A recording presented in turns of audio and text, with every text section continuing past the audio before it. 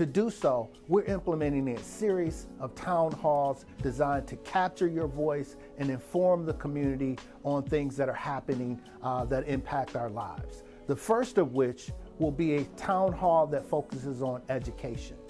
Please join us on Wednesday, November 17th, as we meet with Superintendent Kelley Williams, President of the Board of Trustees of the Pontiac School District, Gill, Garrett, and talk about what's happening in our school district and how it impacts our community. To learn more and register for the event, visit our website at pontiaccollectiveimpact.org. Again, that's pontiaccollectiveimpact.org. There you can register, learn more about our forthcoming town halls and how you can get involved. We'll be waiting.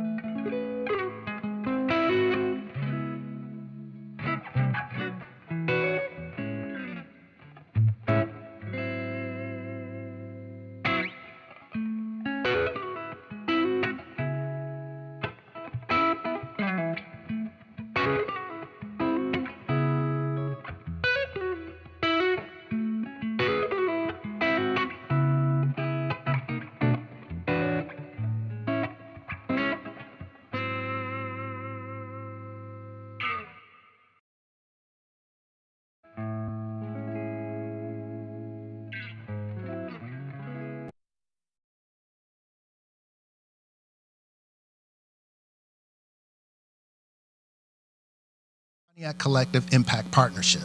Our mission is to work collaboratively with Pontiac residents and stakeholders at the center to help improve the quality of life in Pontiac. We do that by focusing on thriving neighborhoods and education. Today is the first of a series of town halls designed to inform residents and stakeholders about important issues that impact our community. Very few things impact communities more than the quality of education of their local school district. In 2013, the Pontiac School District deficit stood at $51.7 million, and many thought we would lose our school district just as we lost our fire and police departments. Since that time, however, school and community leaders have worked collaboratively to help pass the first bond proposal in decades. Moreover, as a result of teacher concessions, selling vacant school buildings, and a host of other cost-saving measures, the Pontiac School District started this year with a budget surplus. Here to talk about that and more is Kelley Williams, Superintendent of the Pontiac School District, and Gill Garrett, President of the Pontiac School District's Board of Trustees. They will be joined by Anisha Hanna, our Community Engagement Specialist, who will serve as our moderator for today's town hall. Thank you for joining us.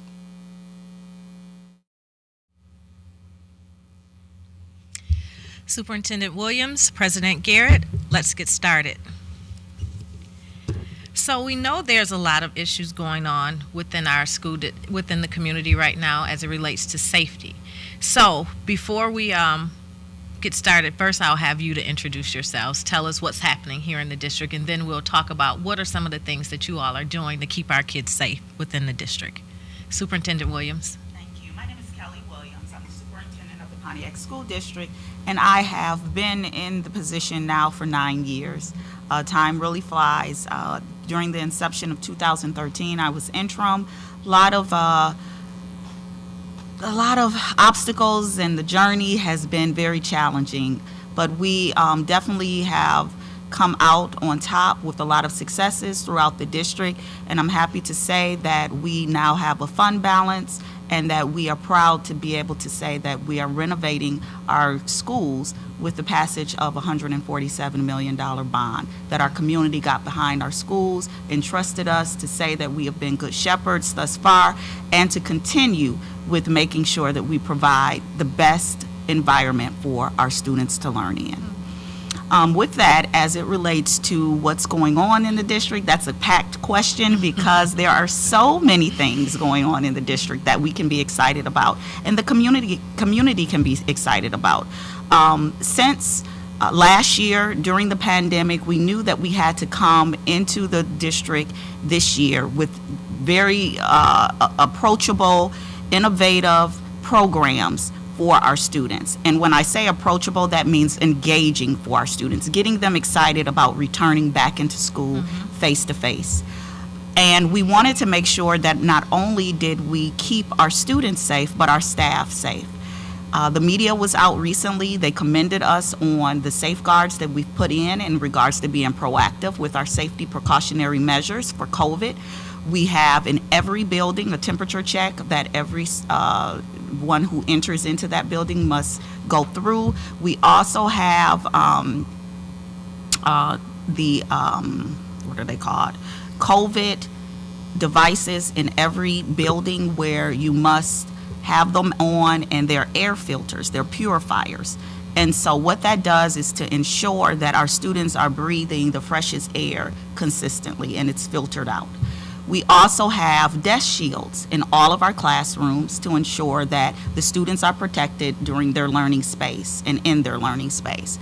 We have required mask wearing that's mandated in all of our buildings. Anyone that enters must have a mask on. If they do not have a mask, our security will provide a mask for them.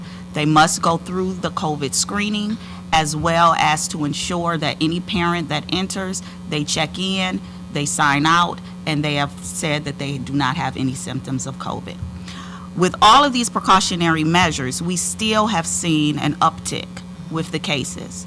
So we now are discussing what approaches we want to do in the district to ensure that not only are we being proactive, but making sure that we are consistent with our cleaning practices.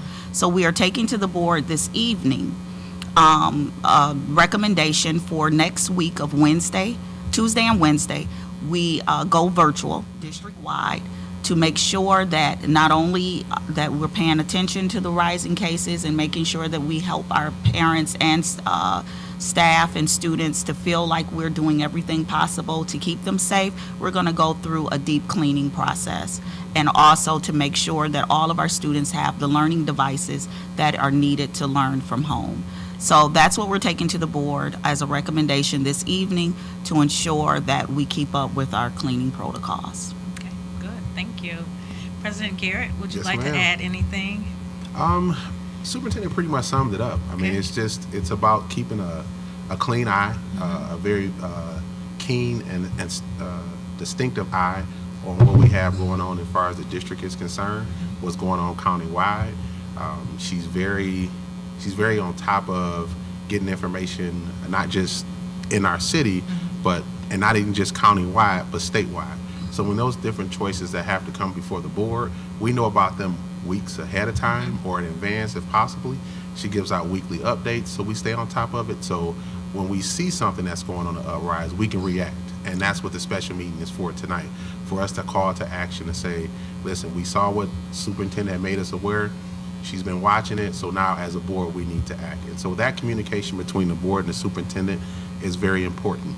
I've been in the district since 2006, where I served my first term.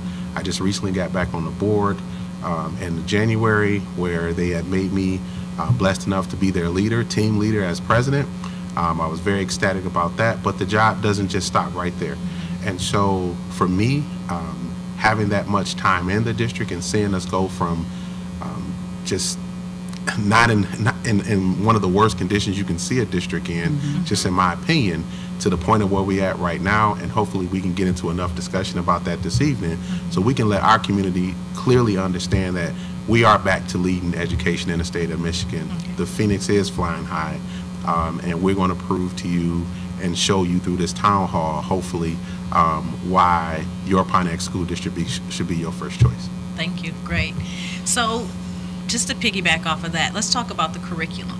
So what are the best, the plans you have to giving our kids the best in terms of their academic curriculum in the district? Either one of you can start, Superintendent. Okay, I'll start with that. I'm excited because we have an excellent assistant superintendent for curriculum and instruction. Her name is Dr. Eccles. She comes from Detroit, and she came with a lot of knowledge around how to assess and audit a curriculum. So she initially came in, she did a curriculum audit, and she identified the gaps in our curriculum where it did not align with the Common Core standards that the state requires. With that being said, we adopted new textbooks. We adopted literature that looked like our students. We adopted a new assessment, local assessment, where it is a dipstick to allow us to know where the students are and how to provide interventions to close the achievement gap in English language arts and math. Areas that we found we needed to improve in was science and social studies. We since then have brought to the board for an adoption of science kits, as well as new social study textbooks for the secondary level. So she is very hands-on with her team. They are in the buildings doing walkthroughs, making sure the delivery of instruction is appropriate and adequate for our students, and where she sees the gap, she immediately responds by providing professional development. So this is an ongoing cycle and system that we have put in place. We also have monthly performance management meetings with every principal where they come in and they give us data around 3 pillar points: academics, attendance, and climate and culture. That is the heartbeat and the pulse of the district. If we improve in those areas, we will yield the results that we're looking to yield. So very hands-on, monitoring, and making sure that we're providing those resources needed to close that achievement gap. Okay, sounds good. And President Garrett. it's very important as a board that we support that, because the board does not get into day-to-day operation, even though that we, in the community is often seen as your board of education, my kid this or my kid that. You have to hire a superintendent that understands that from A to Z, the holistic approach to how to educate the child. And so that's what we have, and we're blessed enough to have that, somebody that not just became a superintendent in 2013 through interim, but actually was a principal inside of the school district. And I don't think a lot of people understand that. So I'm really grateful for this town hall to be able to explain that kind of historic perspective, because when you're constantly fighting through something, or you're constantly trying to engage community to come back in, the leaders that sit at the table not only own businesses here or homes here or live here. Your superintendent that is the flagship of the district, her and bringing in her team, she actually started in and had one of the highest curriculum achievements in our elementary school. So her stake inside of the district is not just the fact just to be a superintendent. So it's not just about title. It's not just about getting her name out there and things of that nature. She has something invested. So when people were trying to, and I'll just be frank, eliminate the school district or talk bad about us or make sure that we try to, being disruptive, we had a leader at the helm that said, my history is at stake here, my legacy is at stake here, so this will not fail.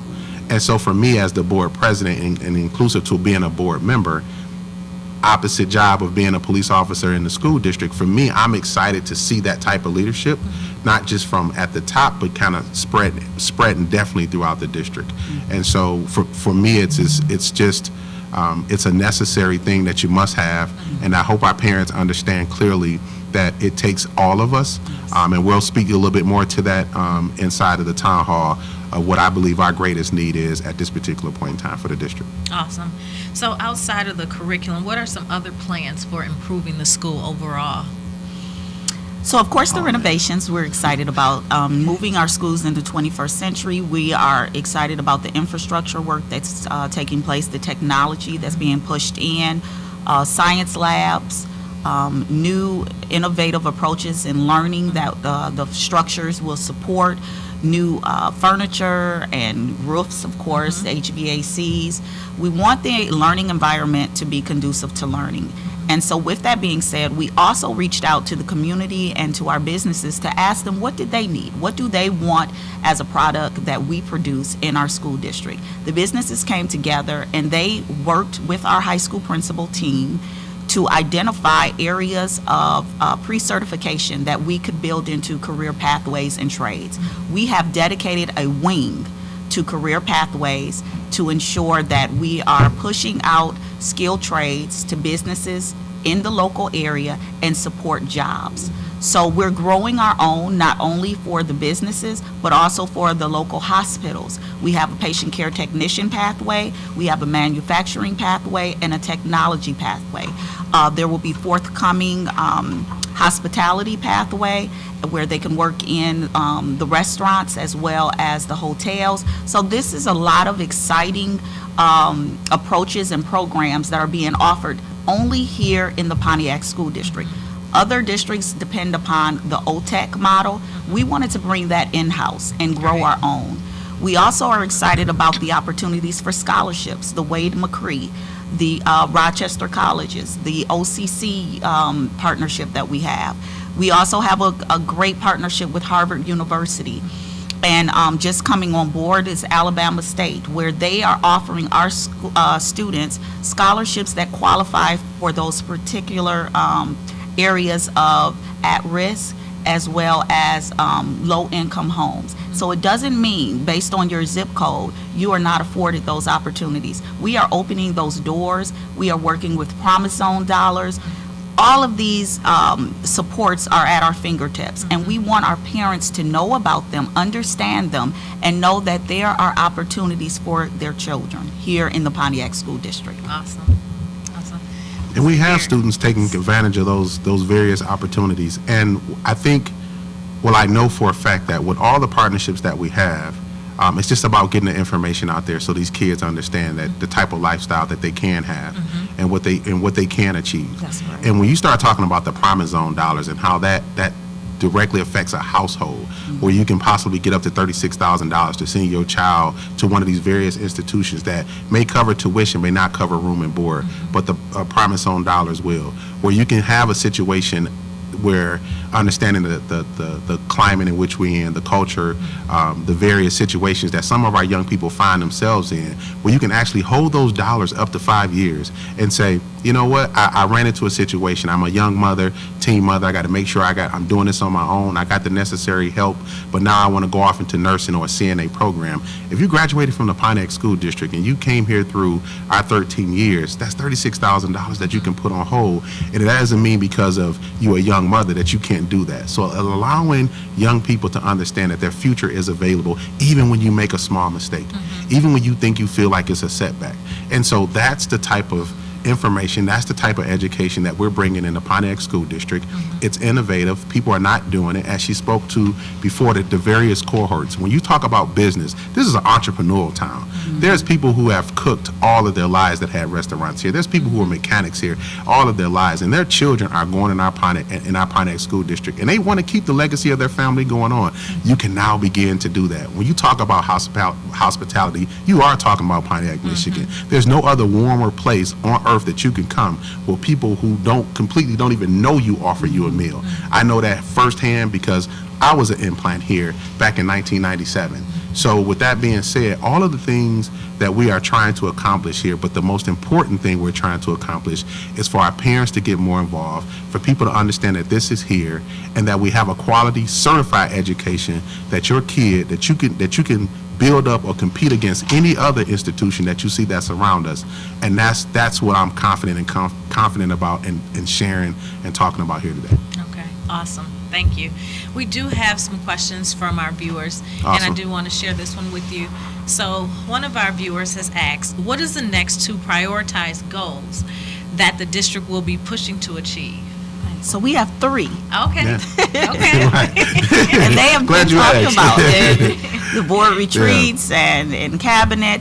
The first one is developing an early child care center. And so we know that it starts, as everyone is the buzzword, from the cradle to Career. Career. We wanted to push in our support around that whole systematic approach in making sure that our students get the learning early. So we are looking at our infrastructure dollars, hopefully that legislation approves, to develop a new early childhood learning center. And so expanding those grades and getting that support where we don't just have the 175 slots that are with the GSRP grant, we can expand and say we have more additional slots that we're offering in-house in the Pontiac School District and provide those supports to our families. The second piece is grow our own pathway for teachers. We know over the next 5 years, there's a shortage in teachers, in the teacher field. Nobody's talking about this. Nobody is ringing the bell for the sense of urgency around this need.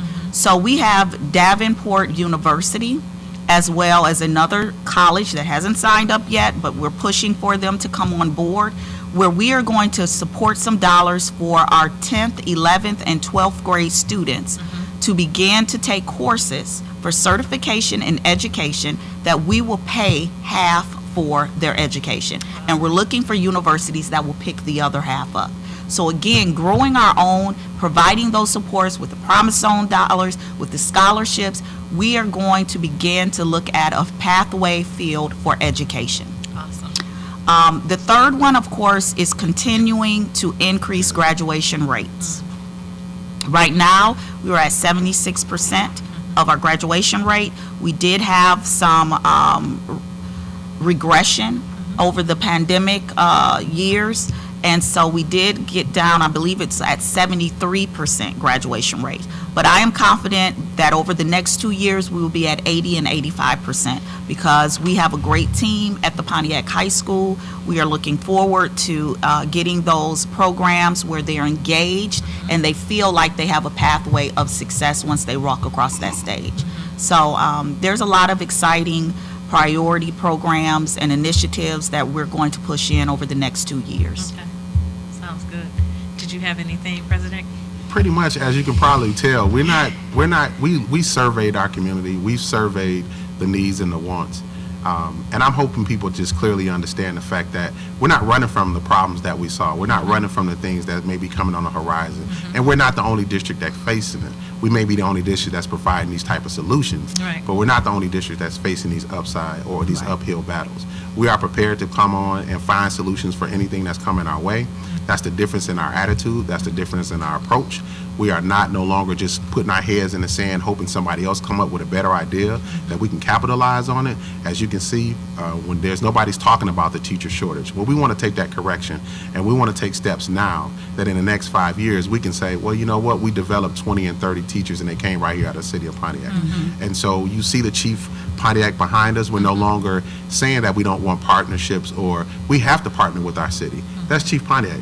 The Phoenix won't rise or won't continue to fly high without that partnership. So the things where I'm looking forward to doing things with the city of Pontiac. But right now the district has done things, and it will continue to do things to make sure that we find them solutions specifically for the city of Pontiac. Great. So after school programs, what type of programming and activities do we have available to our students after school is out? So the board just approved some budgetary items for every school to provide clubs for after-school programs. The challenge right now is the shortage with the bus drivers. I want to be very transparent. So we have asked our parents to provide the transportation so that we can launch those after-school clubs, chess clubs. We're going to have sewing clubs, things that have been identified that show the interest of the students and what the parents are asking for. We have our Project Excel program, which provide tutorial support and enrichment, and we also have added additional tutorial support after school. So we want our students to have that safe haven where we know that a lot of our community centers are closed at this time, but we are able to support them after school. We've partnered with the Boys and Girls Club. They are housed at Harrington Elementary, and we're going to continue to grow those partnerships throughout the district, because as we renovate our buildings and as we're in the position to support those partnerships, we're going to enlist them in the buildings and provide those after-school programs even more so. It looks like we got some more questions from the audience. Let's see. So what is the board doing to improve student performance and attract students back to the Pontiac district? So we'll start with we'll make that a two-part question. So the first one is, what is the board doing to improve student performance? I think we kind of went over that, but you're definitely, what the board is doing, the board is making sure that we're hitting our benchmarks by supporting our superintendent and that team and making sure that they have what they need to do what they need to do. That's the board's job. The board's job is to support. The board's job is to monitor. We are doing that. When the superintendent makes sure, and she makes sure we are able to do that because she makes sure we have all the information that we need. And then we also taking additional steps, even with our own classes, even with just kind of looking at what's going on in other districts and kind of sharing back with the superintendent. So it's a constant flow of communication. So that's what the board is doing because that's what the board job is. The second part of that question was, you said. Well, this one, we'll go to. Okay, go ahead. Go to the next question for me. So our next question says, so what are you doing to improve your employment brand and attract qualified teachers and staff? We have raised salaries across the board. We have negotiated with every union, and we're up with negotiations again. As we reduce the deficit, it was a promise to our staff who stayed with us over those 8 years being frozen that we were going to increase salaries. So we are no longer at the bottom in Oakland County. We have moved up, not all the way up like a Bloomfield, but we are definitely competitive with other districts. And we are able to say that we have jobs that are available. We are looking for qualified, passionate teachers that want to be here and serve our students. And the one thing that I want to share is we're not looking for individuals that are here as just a stop, a short period of work time. We're looking for longevity, and what we're finding is If you offer a teacher $5,000 more, they're leaving. And it's unfortunate.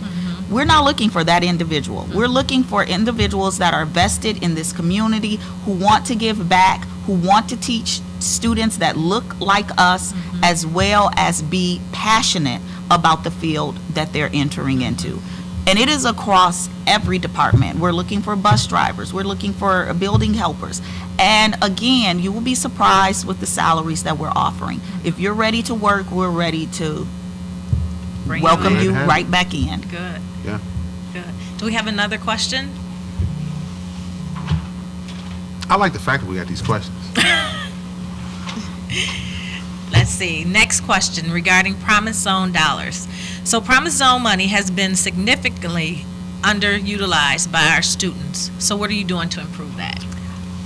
We have given Promise Zone, and they have had an office in the Pontiac High School for several years.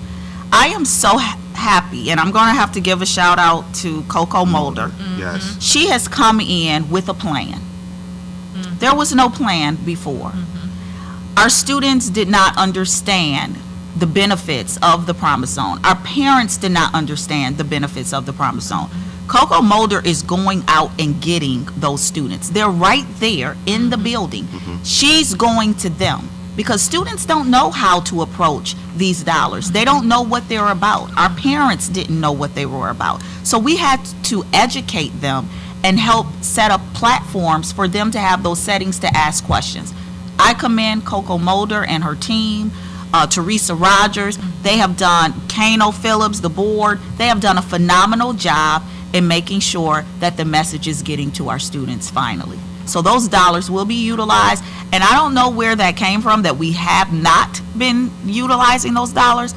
The students that were identified, filled out the applications, definitely completed it appropriately, and they did get those dollars early on. Good. And then right now, we're in the midst of actually starting the new awards for the Promise Zone dollars. So the parents need to understand, the community needs to understand, you got to fill out your FAFSA. Yes. And once you fill out that FAFSA first, and then you go to the promisezone.com, you pull that application down, you have your FAFSA filled out, then you will be actually identified to what you qualify as far as the award is concerned. So it is a process, but again, our community has to take advantage of those things. We can offer 1,000 things, but they have to take advantage of them. And that was, I'm not going to give the number out, but we into the hundreds of thousands at this point of kids who have received money from the Promise Zone since the executive director, Coco Mulder, has taken over. So right now, FAFSA, fill it out. I don't know which camera we at right now, but FAFSA, we need you to fill it out today. Go to FAFSA.com, fill it out. Parents, it's not something that people are just spying on in your credit and accounts and all that. Kids need it in order to qualify for this money. You need it as a parent. You need it as somebody who wants to supply something for your child. Fill that FAFSA out. Go to promisezone.com. Call Coco Mulder. Get the money. That's right. It's for you. That's Get the right. money. Class of 2022? Yes. That's right. All right. So what kind of performance measures are in place to make sure you are making an impact in the quality and quantity of funds being properly managed? So we have a lot of safeguards put in place. Our systems have been stellar. We just passed an audit with no findings. So we have been great shepherds over the last 8 years with the dollars. Performance management is our annual audit, Yo and Yo, which is on our district website under the transparency link, as well as our academic performance measures, where we are pushing in the programs to identify the areas that we want to meet those goals. And if we don't meet the goals, we're coming back and we're looking at what happened, what other resources do we need as a professional development. So we're constantly measuring, as I talked about, those performance management meetings that we have monthly. We're constantly looking at resources, which is aligned to the budget. We're constantly looking at gaps in the areas that we need to fill with either professional development or additional resources for our students or staff. We're always reflecting, going back. If we don't get it right, we're not giving up. This is a tough task because, one, not only are we coming out of a pandemic, when we were making those gains, graduation rates were going up. English language arts scores were going up at the state level. Math scores were going up. Not where we need to be, but on the trajectory level, we saw the increases gradually moving in the right direction. We did have some slippage, and so therefore we're back at the drawing board because we're now pushing in additional interventions. So as far as the dollars, we have been great shepherds, and it is by state law you must have an audit. And in the years past, we used to have 80 findings, whether it was grant or general fund. To date, our last audit, we had none, with a fund balance of 7.9. That's good. And then as a board, even though you're not in day-to-day, it is your job to understand what that function of that day-to-day is. And so when the superintendent brings us any item for correction or something to say, okay, we're going to look at curriculum or we're going to look at updates, right? So we were using a program, NWE, at a particular point in time, right? And so they looked at during the summer, they started looking at numbers and saying, oh, we need to switch to something, another assessment tool. And they went to iReady, and they brought it to the board and say, we need iReady because iReady gives us an on-time look, a snapshot, and gives us update or gives us a way to have the student learn, be more proficient. And so they'll give that recommendation through iReady. What this one program wasn't. And so if you didn't have a superintendent and you don't have a staff to bring that to the board, not only just explain what it is, we're not just voting here, just rubber stamping, but you need to be able to talk about exactly where your students are being measured. And so even though it's not our job to be into day-to-day, it is our job to monitor. You can't monitor what you don't know or you don't understand. So they switched over to iReady. And that was just on a split second in the middle of a pandemic saying, listen, we need something for our students that to handle that slippage, because we got to catch them back up, because we do understand the educational or the educational achievement gap that we have in this, not just in our district, but throughout this country. And so most of us, a lot of kids across the country are taking this back step, even kids from private schools, even kids from suburban schools. But this particular district, this particular superintendent is saying, hey, listen, no, we need to catch them up, and we can't afford to fall back. So we find the solutions, and that's just one of the ways to take those measurements and assessments to another level. Okay, good. So another question says, what type of training is provided to kids to help them prepare for the job world in school and after graduation? So this is a conversation that we have continuously had with the board as well as in cabinet. And so we know that the career pathways is definitely an approach that we want to continue. We've seen the success with the patient care technician program, where these students walked across stage and entered into a job that guaranteed a job for our students. So they're in St. Joe's, McLaren, and they are now being, those hospitals are paying for them to go back to school to get their LPNs. So the district paid for them to get their patient care technician certification, and now the hospitals are offering the scholarships for the LPN certification. So we're creating those career pathways. We're also talking about how we will be able to support our students in regards to completing resumes. We work with Kano Phillips with the Ascend program. He comes in and he does interviewing techniques with the students. But we want to expand that even more. We want our students to get that hands-on experience in middle school so that they become familiar with completing a job application, as well as we have the exploration tool where they identify what career they want to go into. And then we built their courses around the field of interest. So there's a lot of things going on that a lot of people do not know we are doing, and we have been the trailblazers around it. What we want the community to understand is we've built systems. This has been an 8-year journey to get where we are. And now that we have the funding, we're ready to compete with surrounding districts with programs, supports, resources, and the more we get that momentum going and the message out, the better we will yield exactly what that question states. Good. And this definitely helps get the message out. Absolutely. Definitely. So we have one more question. It says, what new support, if any, has the incoming city administration promised to the district? I can speak to that. There's definitely no promises that were made, but if you can look at the individuals who were actually elected, and their track record around partnerships and things that they've done in their own individual efforts in their communities, in the districts here, you can clearly see their heart is with the school district. You can clearly see that their defined definition of being a power city is inclusive to the school district.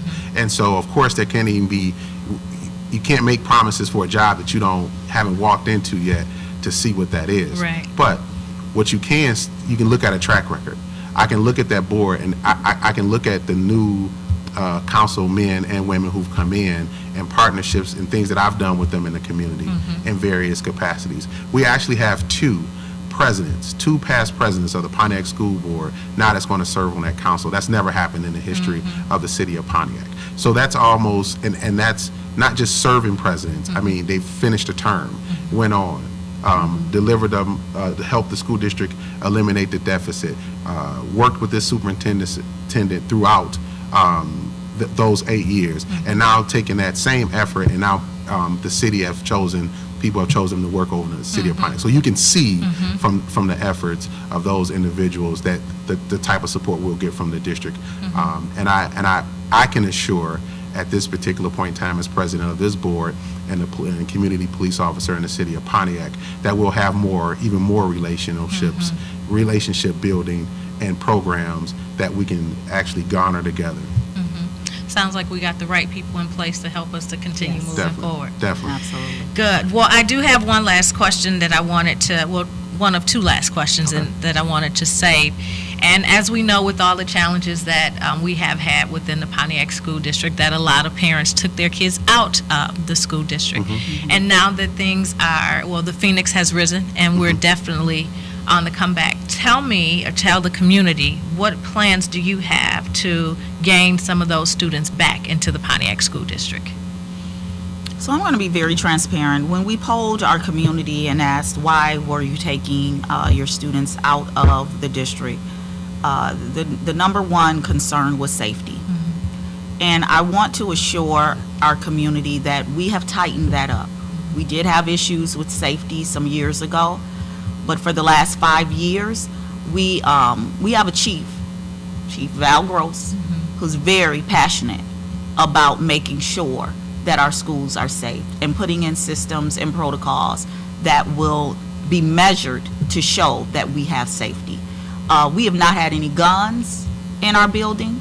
We have unknown drug, what are they called when they come in with the dogs? Timing of drug rushing and timing searches. Searches where they go and sniff lockers and they make sure that we don't have any drugs on site. And no district has done that in Oakland County other than Pontiac. And it was because we wanted to make sure we lend an ear to our community and we reacted. And so with that, we have put those precautionary measures so that we can announce and say, we don't have guns in our building. We do not have drugs in our building. What we do have are students that are not knowing how to channel their energy, and they fight. That is what we're dealing with de-escalation, helping them to do calm down techniques, yoga. So we're pushing those supports in.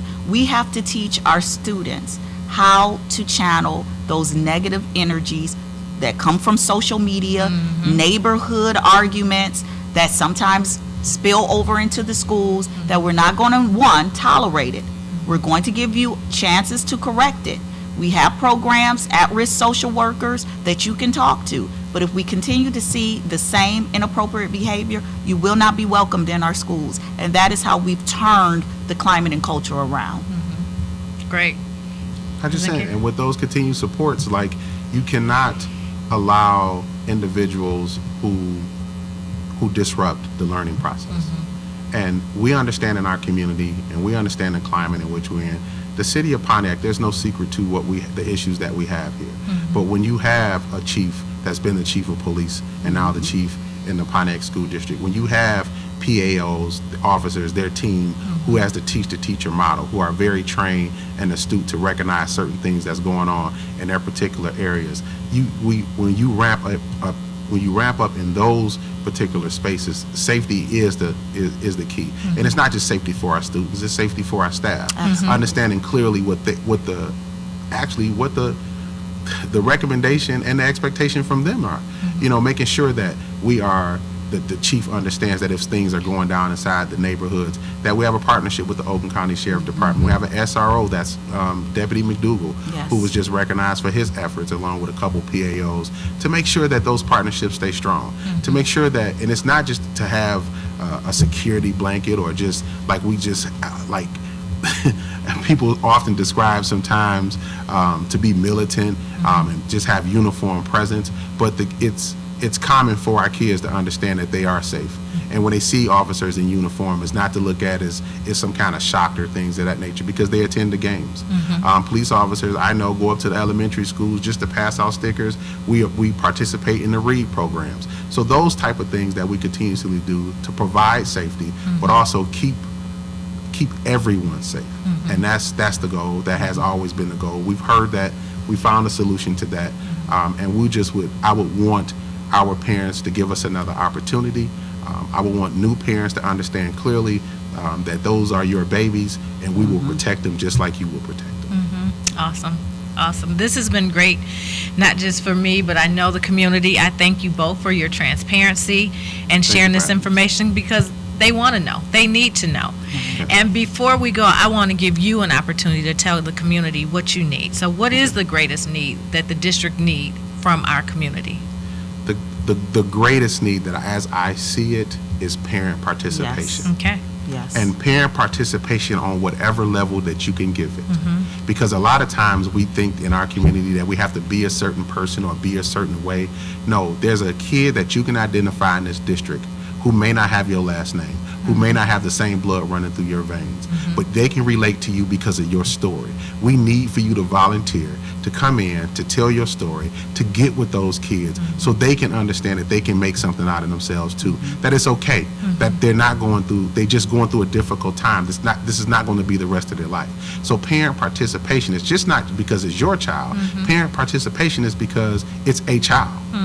And so we need more volunteers. We need more male presence inside of the schools to make sure that these young men, when they see themselves or they see older men, they can say, okay, listen, I want to eventually get to seeing that gray beard, because I lost two of my friends in the neighborhood and I don't want to go down that path.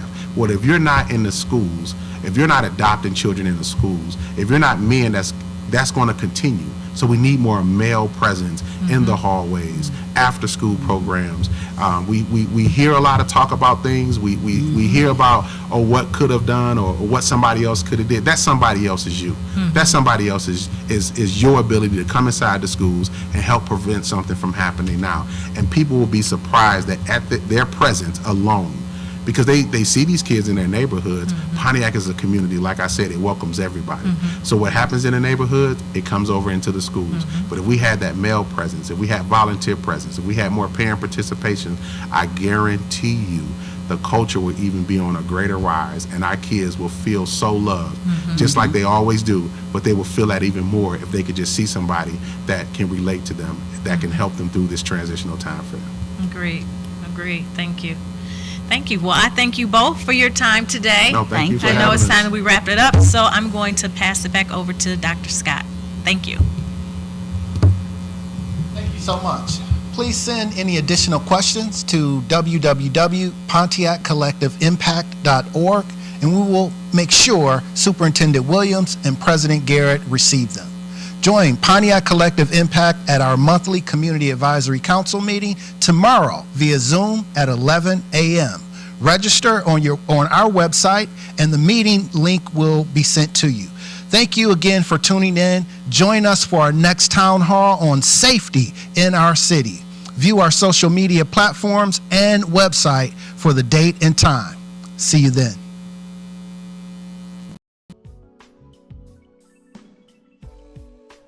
Hi, my name is Dr. Semino Scott, Executive Director of the Pontiac Collective Impact Partnership. There's so much happening in our community that impacts the quality of life of our children, our families, and our senior citizens. It's time that we talk about it. To do so, we're implementing a series of town halls designed to capture your voice and inform the community on things that are happening that impact our lives. The first of which will be a town hall that focuses on education. Please join us on Wednesday, November 17th, as we meet with Superintendent Kelley Williams, President of the Board of Trustees of the Pontiac School District, Gill, Garrett, and talk about what's happening in our school district and how it impacts our community. To learn more and register for the event, visit our website at pontiaccollectiveimpact.org. Again, that's pontiaccollectiveimpact.org. There you can register, learn more about our forthcoming town halls and how you can get involved. We'll be waiting.